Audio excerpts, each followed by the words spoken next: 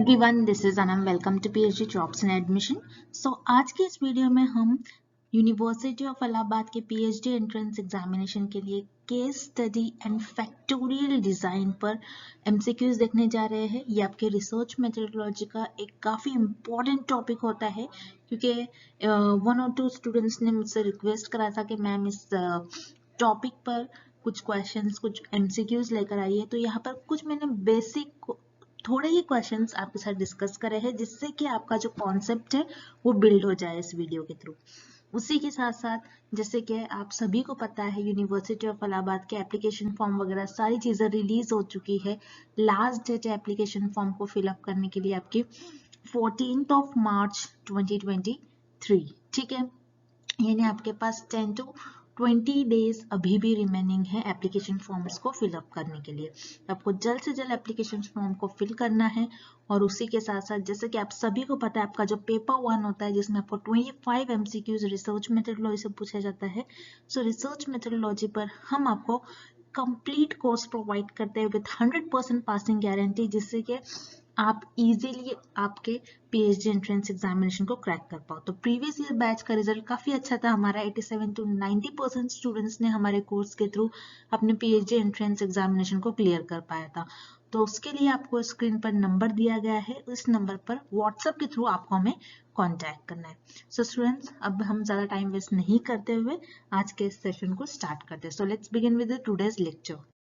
तो MCQ start करने से पहले मैं आपको एक बारी बता दूं कि पेपर 1 जो कि आपका रिसर्च मेथोडोलॉजी पर बेस्ड होता है, और हर एक फैकल्टीज वाले कैंडिडेट्स के लिए अलग अलग सिलेबस फॉलो करना है आपको। ठीक है, तो उसके लिए हम आपको कंप्लीट कोर्स प्रोवाइड करते हैं, जिसमें हम आपको video lectures, notes, mock test और एमसीक्यूज पीडीएफ प्रोवाइड करते हैं, जिसमें आपके जामिया मिलिया इस्लामिया के प्रीवियस ईयर क्वेश्चंस भी इन्वॉल्व है।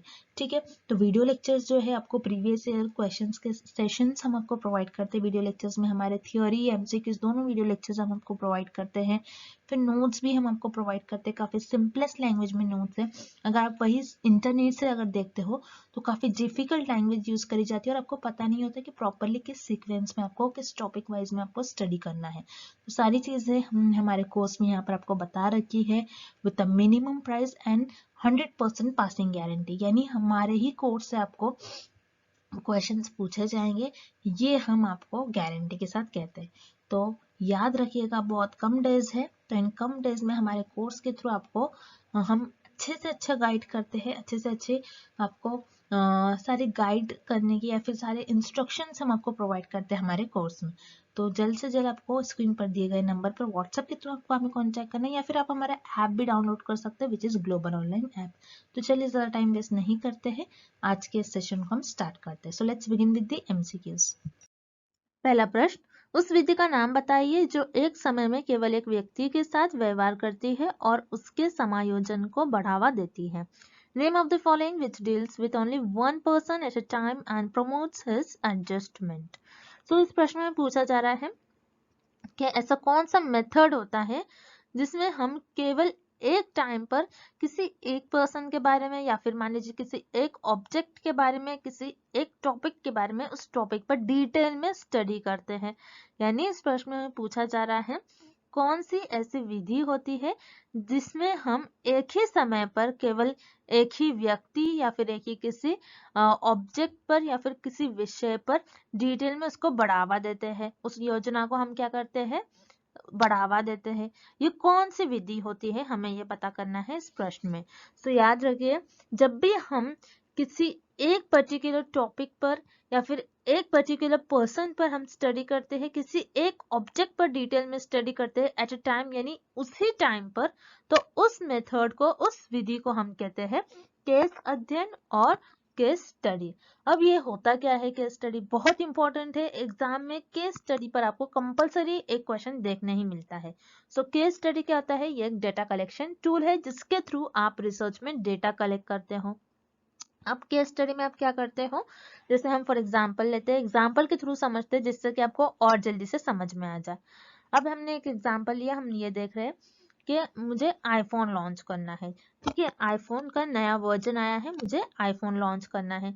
सो मैं क्या करूंगी, आईफोन के लॉन्चिंग से पहले, आईफोन जब मैं लॉन्च कर रही हूँ, जब मार्केट में आईफोन लॉन्च हो रहा है उसके पहले आईफोन पर टेस्ट करा जाता है। तो उसके लिए मैंने क्या करा, 4 to 5 पीपल का ग्रुप बना लिया। तो याद रखिएगा केस स्टडी में हम क्या करते हैं, 4 to 5 पीपल का ग्रुप बना लेते हैं जो एक्सपर्ट्स होते हैं। अब यहाँ पर मैं किस लोगों का ग्रुप बनाऊंगी, 4 to 5 लोगों का जो प्रोग्रामिंग में एक्सपर्ट्स है, ओके, जो जिनको फोन के बारे में ज्यादा नॉलेज है, ओके, जिनको जो कंप्यूटर्स के बारे में जिनको ज्यादा नॉलेज है, प्रोग्रामिंग, ओके, सो उन लोगों को मैं अपने स्टडी में चूज करूंगी। सो यहाँ पर मैंने क्या करा, 4 to 5 एक्सपर्ट्स को चूज कर लिया।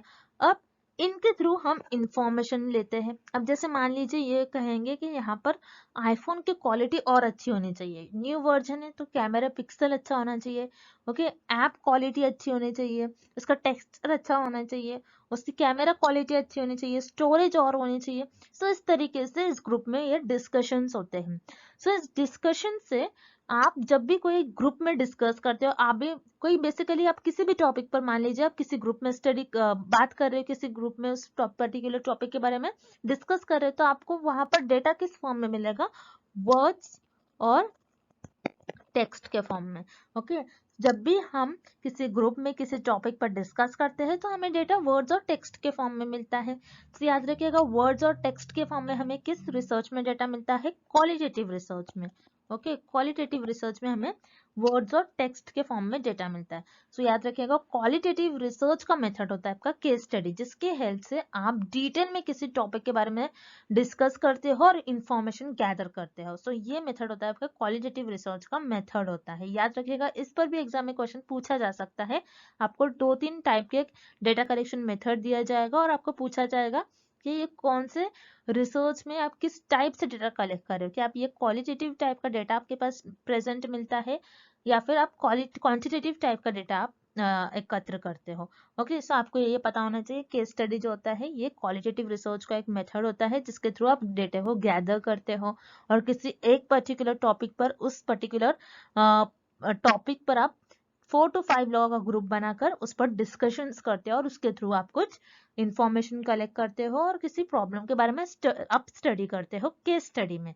सो याद रखिए केस स्टडी क्या होता है, जिसमें आप एट ए टाइम सिर्फ एक ही टॉपिक पर, सिर्फ एक ही पर्सन पर या फिर किसी एक ऑब्जेक्ट के बारे में डिटेल में स्टडी करते हो, तो उसे हम कहते हैं केस स्टडी।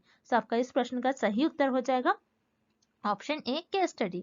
अब जो रिमेनिंग ऑप्शन है उन्हें भी हम एक की बारी देख लेते हैं। क्वेश्चन क्या होता है, क्वेश्चन में एक सेट्स ऑफ क्वेश्चंस होते हैं जिसमें आपको MCQs type of questions, yes no type of questions देखने मिलते हैं। सो ये आपके क्वांटिटेटिव रिसर्च का एक मेथड होता है जिसके थ्रू आप डेटा गैदर करते हो और इंफॉर्मेशन आप गैदर करते हो, ठीक है। सो यहाँ पर आप एट ए टाइम बहुत सारे टॉपिक पर इंफॉर्मेशन गैदर करते हो, बस एक ही टॉपिक पर नहीं। सो इसलिए इस प्रश्न का ये सही उत्तर नहीं हो जाएगा।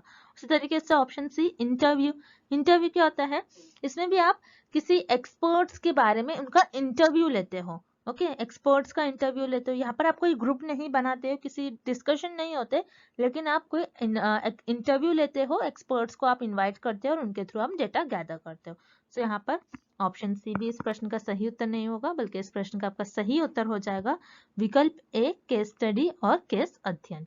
अगला प्रश्न केस स्टडीज है। सो इस प्रश्न में पूछा जा रहा है कि केस स्टडी क्या होती है, क्या हम केस स्टडी में क्या करते हैं, हमें ये पूछा जा रहा है इस प्रश्न में। सो हम इस प्रश्न में जो एक एक आपको विकल्प दिए गए हैं उन सारे विकल्प को डिटेल में पढ़ेंगे, डिटेल में हम उसको डिस्कस करेंगे कि केस स्टडी क्या होता है, बेसिकली हम केस स्टडी में क्या कंडक्ट करवाते हैं, किस चीज को एग्जामिन करते हैं, ये सारी चीजें हम इस प्रश्न में देख लेंगे। सो यहाँ पर हम पहले विकल्प ए देखते हैं। विकल्प ए हमें बोल रहा है studies conducted in areas of genetics and microbiology, आनुवंशिकी और सूक्ष्म जीव ज्ञान के क्षेत्रों में किए गए अध्ययन। यानी यहाँ पर हमें क्या बोल रहा है कि माइक्रोबायोलॉजी एंड जेनेटिक्स और माइक्रोबायोलॉजी जो कि एक बायोलॉजिकल फील्ड से रिलेटेड होते हैं, ओके, बायोलॉजिकल एरियाज होते हैं, कि सिर्फ इन्हीं को स्टडी करने के लिए, यही स्टडीज को कंडक्ट करने के लिए हम केस स्टडी करते हैं। जैसे मान लीजिए हम केस स्टडी, तो मैंने आपको पिछले प्रश्न में एक एग्जांपल दिया, एक उदाहरण दिया जिसमें हमने मोबाइल के लॉन्चिंग पर देखा था।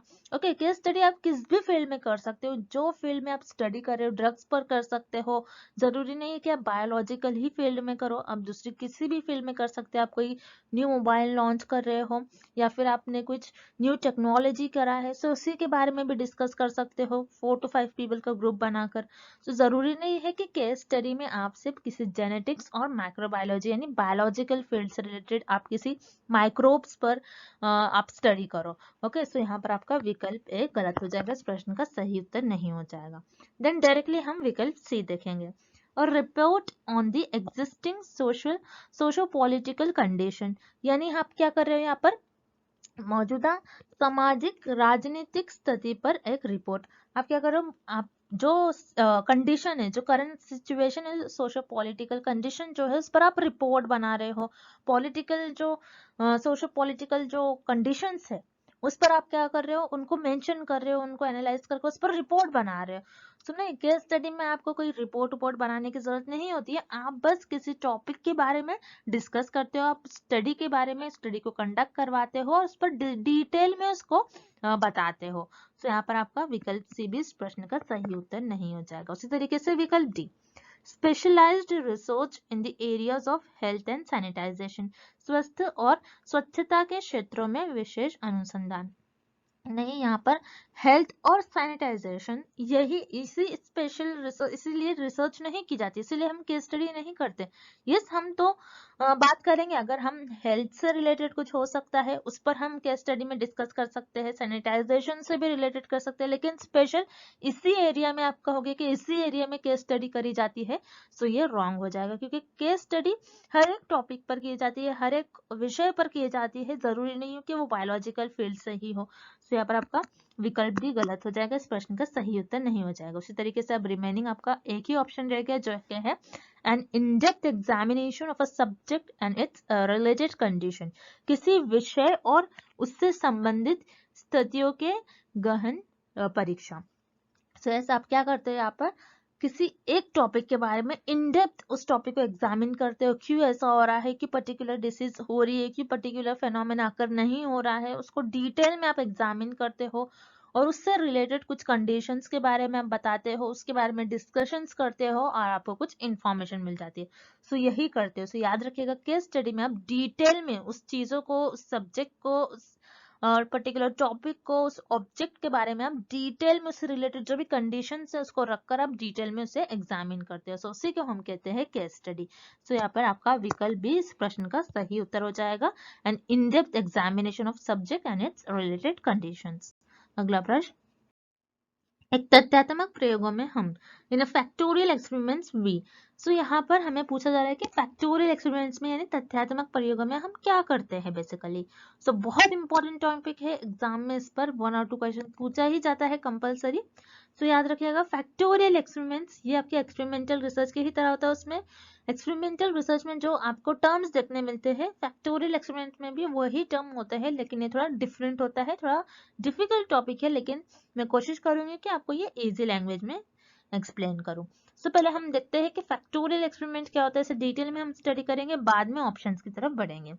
सो याद रखना है, फैक्टोरियल एक्सपेरिमेंट में फर्स्ट पॉइंट बहुत इंपॉर्टेंट है, जो रिसर्चर्स है वो मल्टीपल इंडिपेंडेंट वेरिएबल पर स्टडी करते हैं। याद रखिएगा, मल्टीपल इंडिपेंडेंट वेरिएबल पर रिसर्चर फैक्टोरियल एक्सपेरिमेंट्स में स्टडी करते हैं, जिससे रिसर्चर मैनिपुलेट कर सकते हैं, वेरी कर सकते हैं, उसमें चेंज कर सकते हैं, उसमें हेरफेर कर सकते हैं इंडिपेंडेंट वेरिएबल को, और जिसमें मल्टीपल इंडिपेंडेंट वेरिएबल होते हैं आपके पास फैक्टोरियल एक्सपेरिमेंट्स में। लेकिन एक्सपेरिमेंटल रिसर्च में आपके पास सिर्फ और सिर्फ एक ही इंडिपेंडेंट वेरिएबल होता है, लेकिन फैक्टोरियल एक्सपेरिमेंट्स में आपके पास मल्टीपल इंडिपेंडेंट वेरिएबल होते हैं।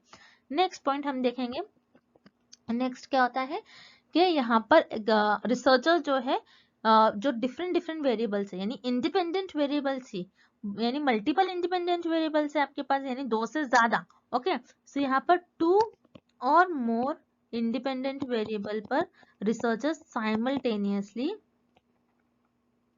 स्टडी करते हैं। ओके, दो या फिर दो से ज्यादा इंडिपेंडेंट वेरिएबल पर रिसर्चर साइमल्टेनियसली स्टडी परफॉर्म करते हैं। मल्टीपल इंडिपेंडेंट वेरिएबल्स होते हैं जिसको रिसर्चर मैनिपुलेट और चेंज करते हैं, उसमें हेरफेर करते हैं। ये दो पॉइंट हो गए। थर्ड पॉइंट हम देखते हैं, पॉइंट्स में हम स्टडी करते हैं जिससे कि आप इजीली समझ सको फैक्टोरियल एक्सपेरिमेंट क्या होता है, इससे आपको याद रखने में थोड़ा आसानी होगी।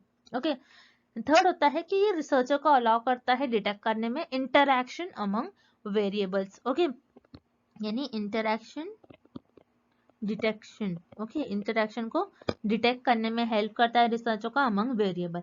अब जैसे वेरिएबल्स में कुछ लेवल्स होते हैं, वेरिएबल्स के कुछ लेवल्स होते हैं, उनमें किस तरीके से इंटरैक्शंस हो रहे हैं ये डिटेक्ट करने में रिसर्चर को फैक्टोरियल एक्सपेरिमेंट्स बहुत हेल्प करते हैं। अब ये आपको एग्जाम्पल के ही थ्रू ही और अच्छी तरीके से समझ में आ जाएगा। सो हम यहाँ पर एक एग्जाम्पल लेते हैं और समझते हैं कि फैक्टोरियल एक्सपेरिमेंट होता क्या है, जिससे कि आपको और अच्छी तरीके से समझ में आ जाएगा। अब जैसे मान लीजिए यहाँ पर मैं दो इंडिपेंडेंट वेरिएबल्स पर स्टडी कर रही हूँ। जैसे मेरा फर्स्ट इंडिपेंडेंट वेरिएबल हो जाएगा डोसेज और सेकेंड इंडिपेंडेंट वेरिएबल हो जाएगा साइकोथेरेपी। ओके, सो यहाँ पर मैं क्या कर रही हूँ, डोसेज और साइकोथेरेपी ये दोनों इंडिपेंडेंट वेरिएबल पर मैं यहाँ पर स्टडी कर रही हूँ। जैसे कि यहाँ पर ये दो इंडिपेंडेंट वेरिएबल है और फैक्टोरियल एक्सपेरिमेंट्स में और फैक्टोरियल डिजाइन में जो इंडिपेंडेंट वेरिएबल होते हैं इसे कहते हैं फैक्टर्स। इसीलिए इस स्टडी का नाम पड़ा फैक्टोरियल डिजाइन और फैक्टोरियल एक्सपेरिमेंट्स। सो याद रखिएगा, फैक्टोरियल एक्सपेरिमेंट्स में जो इंडिपेंडेंट वेरिएबल होते हैं उसे हम कहते हैं फैक्टर्स। अब यहाँ पर ये जो फैक्टर्स है, जैसे हमने यहाँ पर दो फैक्टर्स ले लिए, डोसेज एंड साइकोथेरेपी, इसके अलग अलग लेवल्स होते हैं जिसे हम कहते हैं डिफरेंट वैल्यूज ऑफ फैक्टर्स।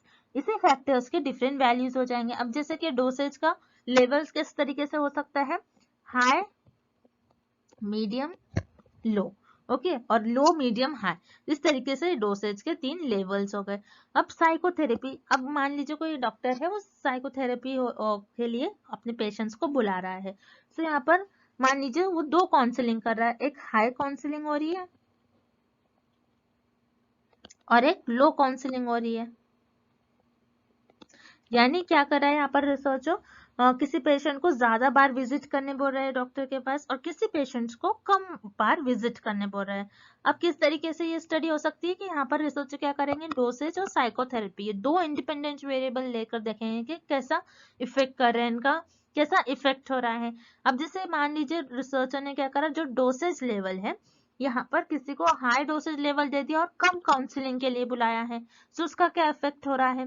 किसी को मीडियम डोज देकर उसे कम बार काउंसलिंग पर बुला रहा है तो उसका क्या इफेक्ट हो रहा है। किसी को लो डोसेज देकर उसको ज्यादा बार काउंसलिंग के लिए बुला रहे हैं तो उसका क्या इफेक्ट हो सकता है। सो ये स्टडी करने के लिए फैक्टोरियल डिजाइन और फैक्टोरियल एक्सपेरिमेंट बहुत हेल्पफुल होता है।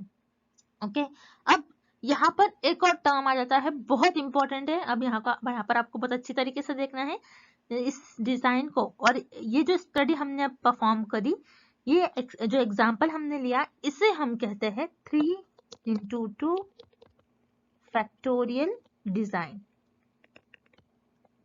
ओके, इसे हम क्या कहेंगे, 3x2 फैक्टोरियल डिजाइन। अब 3 क्यों कहते हैं इसे, क्योंकि डोसेज का जैसे आप देख रहे हो लेवल क्या है, हाई, मीडियम और लो। सो ये हो गया आपका 3। और साइकोथेरेपी के आपके कितने लेवल्स थे, दो, एक आप हाई काउंसलिंग के लिए बुला रहे थे और एक लो, इसीलिए यहाँ पर आ गया 2।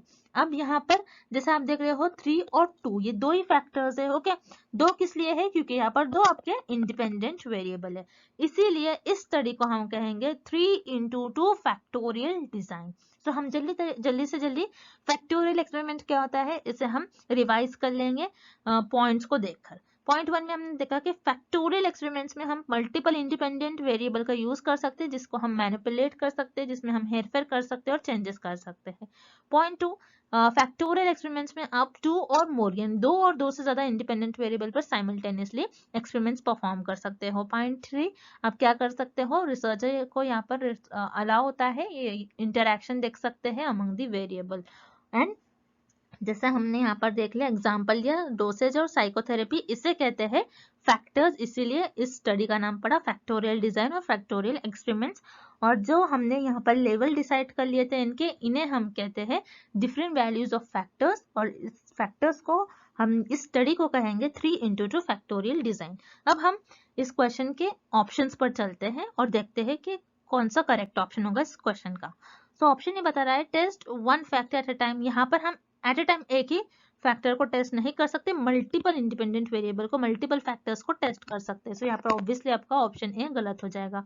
इसी तरीके से option B can not estimate interaction, जैसे कि मैंने यहाँ पर आपको पॉइंट 3 में बताया, हम इंटरैक्शंस को ही देखते हैं, किस तरीके से हाई डोसेज देने पर हम लो काउंसलिंग के लिए बुला रहे हैं तो किस तरीके से इफेक्ट हो रहा है। तो ये भी आपका रॉन्ग हो जाएगा। उसी तरीके से option C test all possible combination of factors level are test है, यानी आप क्या करोगे, सारे कॉम्बिनेशंस लोगे, इंडिपेंडेंट वेरिएबल के सारे वेरिएबल्स लेके, मल्टीपल वेरिएबल्स लेके, उनके सारे कॉम्बिनेशंस लेकर उस पर टेस्ट परफॉर्म करोगे। सो यही होता है आपका फैक्टोरियल एक्सपेरिमेंट और फैक्टोरियल डिजाइन।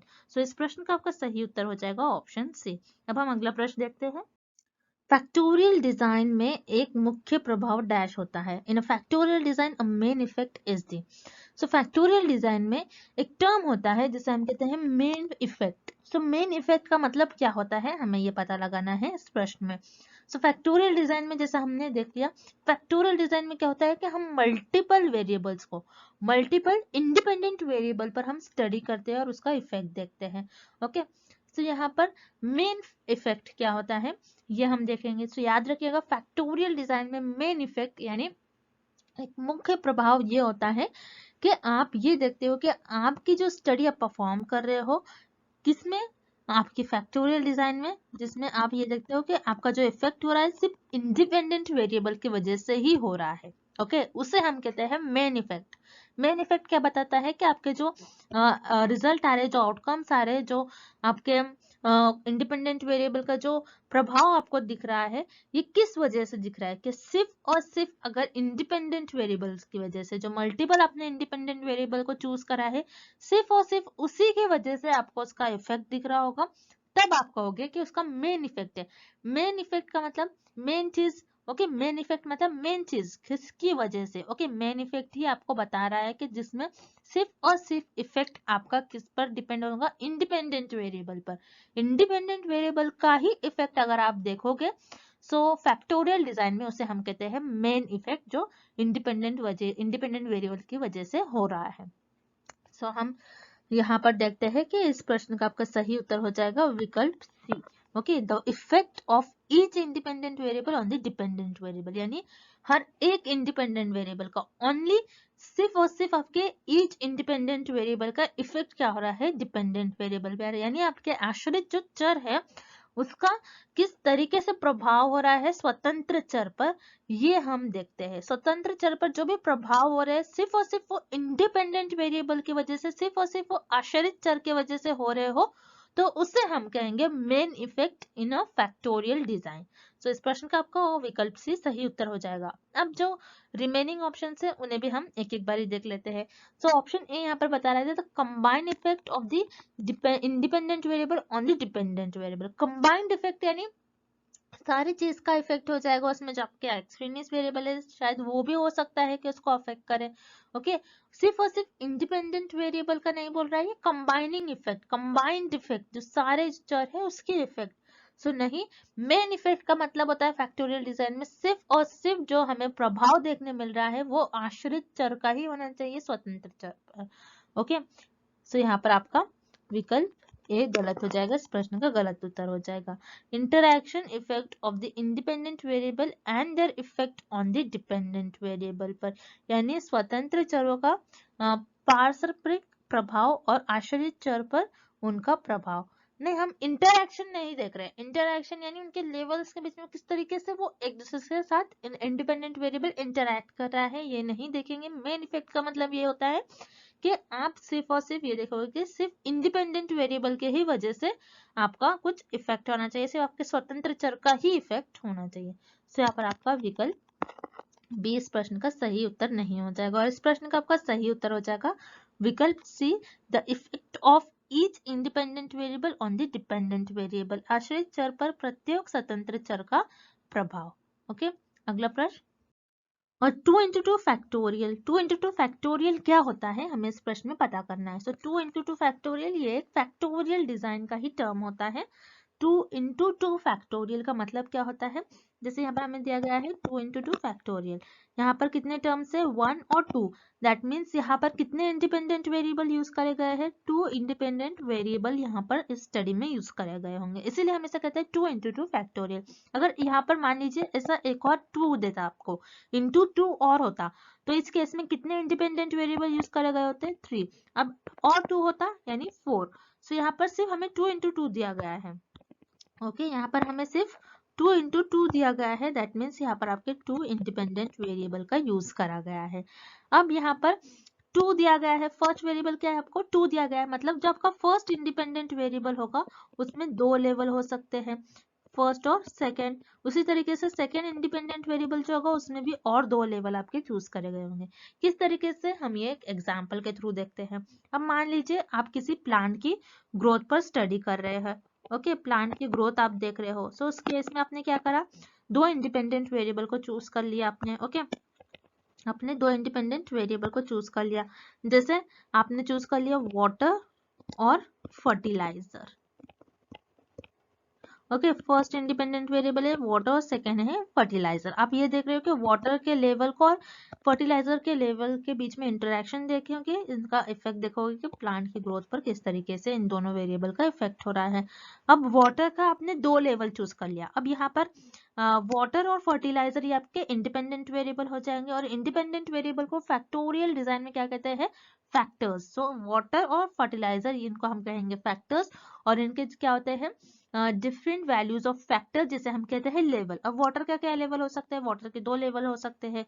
आप या तो आप हाई लेवल में वाटर दे रहे हो प्लांट को, या फिर लो लेवल में। किस तरीके से आप दोगे, मान लीजिए आपने 20 लीटर्स वाटर दिया और 10 लीटर्स वाटर दिया अपने प्लांट को, तो यहाँ पर आपने लेवल सेट कर लिया। उसी तरीके से फर्टिलाइजर, फर्टिलाइजर का भी आप कुछ लेवल दोगे, आप कुछ फर्टिलाइजर डालोगे। ओके, आप हाफ kg फर्टिलाइजर डालोगे, कभी आप 1 kg फर्टिलाइजर डालोगे आपके पूरे गार्डन एरिया में, और आप देखोगे कि आपकी प्लांट ग्रोथ किस तरीके से हो रही है, प्लांट की ग्रोथ किस तरीके से हो रही है। सो यहाँ पर हमने क्या करा, इंडिपेंडेंट वेरिएबल जिसे हम फैक्टर्स कहते हैं, 2 इंडिपेंडेंट वेरिएबल लिया, इसलिए यहाँ पर आपको सिर्फ 2 ही टर्म दिया गया है 2 × 2। ओके, अब यहाँ पर वाटर के 2 लेवल यूज करे गए होंगे और फर्टिलाइजर के 2 लेवल, इसीलिए यहाँ पर बताया गया आपको 2 × 2।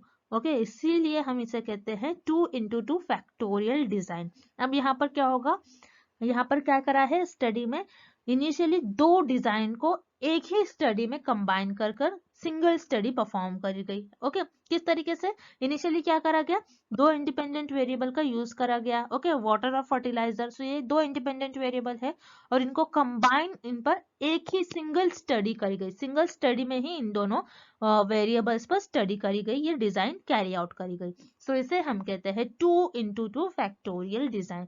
तो इस प्रश्न का आपका उत्तर विकल्प ए सही उत्तर हो जाएगा। अनिवार्य रूप से 2 डिजाइन हैं जिन्हें एक ही अध्ययन में जोड़ा गया है। ओके, 2 डिजाइन है यानी वाटर और फर्टिलाइजर है, ये आपके हो गए 2 डिजाइन जिन्हें एक ही अध्ययन में स्टडी करी गई, एक ही सिंगल स्टडी में इन पर रिसर्च करी गई, इससे हम कहते हैं 2 × 2 फैक्टोरियल। अब जो इनकरेक्ट ऑप्शन है उन्हें भी हम देख लेते हैं। ऑप्शन बी बता रहा है कंटेन्स 4 फैक्टर्स।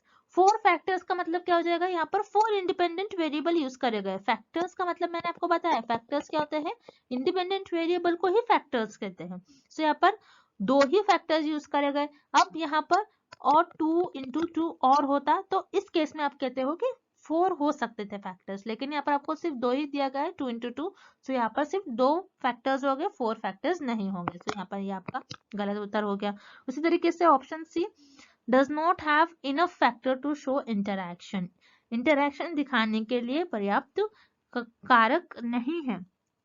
तो यहाँ पर हमें क्या कर रहे हैं, ये बता रहा है कि फैक्टर्स ही नहीं है इनफ के जो इंटरैक्शन दिखाए, ऐसा नहीं हो सकता है। फैक्टर्स अगर हो गए तो ऑब्वियसली वो इंटरैक्शन बताएंगे। तो यहाँ पर आपका विकल्प सी भी गलत हो जाएगा। इस प्रश्न का आपका सही उत्तर हो जाएगा विकल्प ए। It is initially 2 design that have been combined into a single study. Single study में ही 2 डिजाइन को कंबाइन करा गया, इसे हम कहते हैं 2 × 2 factorial. So that's it, and आज के लिए बस इतना ही, and thank you for watching this video.